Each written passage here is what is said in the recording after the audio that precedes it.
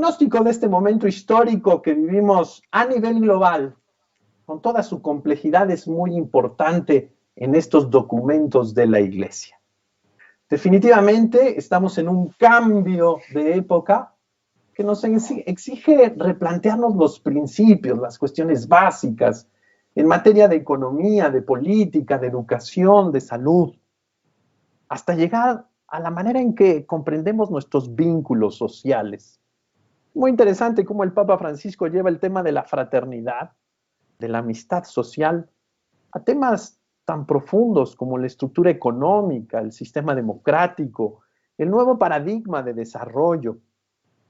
Doctor Mead, ¿cuál es su primer comentario frente a la riqueza de todo este magisterio social? Para quienes nos están escuchando, Padre Corral, la lectura muy enriquecedora, porque parte de una premisa bien interesante. Uno siente a veces cuando habla de pobreza, que la reconocemos cuando la vemos, sentimos, intuimos moralmente que algo no está funcionando bien, pero cuando nos comprometemos a trabajar para superarla, que es un llamado universal, que tenemos que reflexionar qué espera la Iglesia de nosotros para aportar un grano de arena, pues la verdad es que tenemos que tomar en serio el magisterio, el llamado, la reflexión, empezando casi por la definición.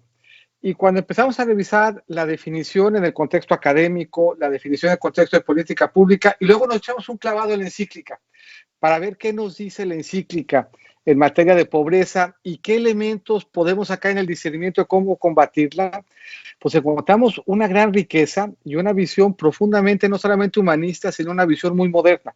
Y frente a esa definición de pobreza que se incorpora en la cíclica, frente a esa invitación de actuar que se nos hace desde la Iglesia, las demás definiciones de pobreza se antojan pobres. Banco Mundial nos dice que el pobre es quien vive por abajo de $1.90 por día. Trascendemos un poquito esta definición y encontramos algunas más interesantes. Vemos, por ejemplo, qué nos dice la CEPAL. Y la CEPAL dice, si hay un tema de ingreso, si la pobreza en esencia implica que no tengo suficiente dinero para una canasta de consumo. Pero me dice también la CEPAL, hay que ver también el acceso a los derechos. Ya es una definición que empieza a hacer más sentido. Ciertamente el ingreso es importante, el ejercicio de los derechos es importante.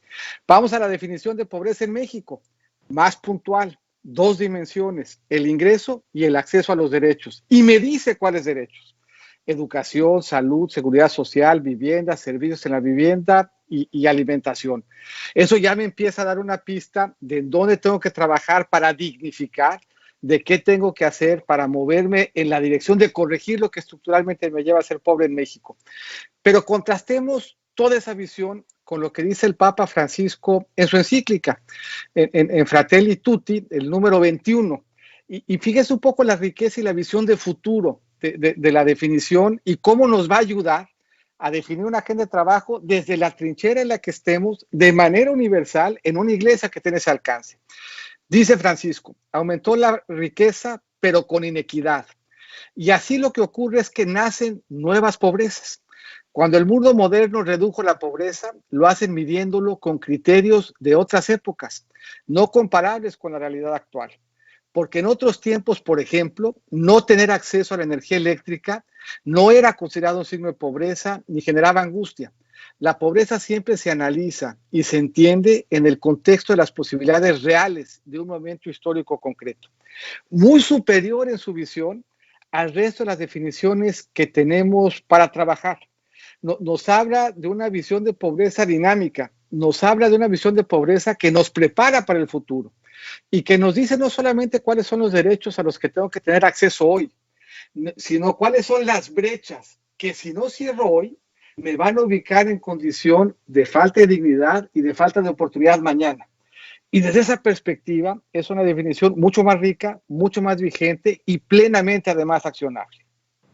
No cabe duda que la doctrina social de la Iglesia cada vez se aterriza más. Es un principio de reflexión, es un criterio de juicio y es una directriz de acción. Y sí, este número 21 que usted acaba de citar es muy interesante en la definición y en la comprensión de la pobreza. Doctor Mead, déjeme entrar un poquito a la cuestión de los modelos económicos.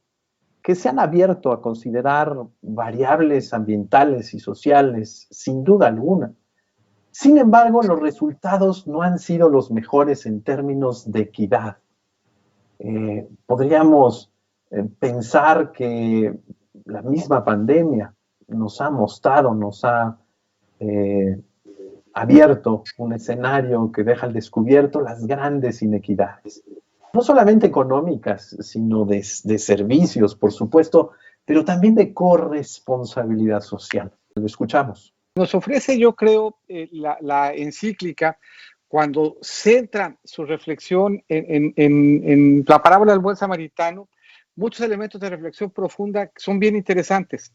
Se encuentra el samaritano descartado, el judío después de ser asaltado por un ladrón en la carretera. Y nos pregunta o nos reflexiona un poco qué es lo que hace el samaritano. Y la verdad es que es bien interesante qué hace y qué no hace.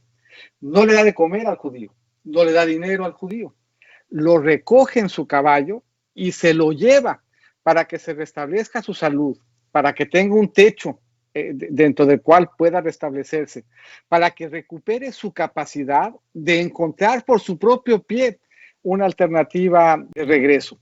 Entonces, la reflexión nos dice mucho más que solamente este primer impacto de la lectura y solamente esta respuesta de quién fue buen prójimo respecto de quien necesitaba el apoyo, quien el ladrón le robó su dignidad y lo puso en condiciones tales que no puede valerse por sí mismo. Para sacarlo adelante no basta la asistencia. Para sacarlo adelante hay que ponerlo a punto en términos de la capacidad de ejercer sus derechos. Y ejercer sus derechos implica transporte.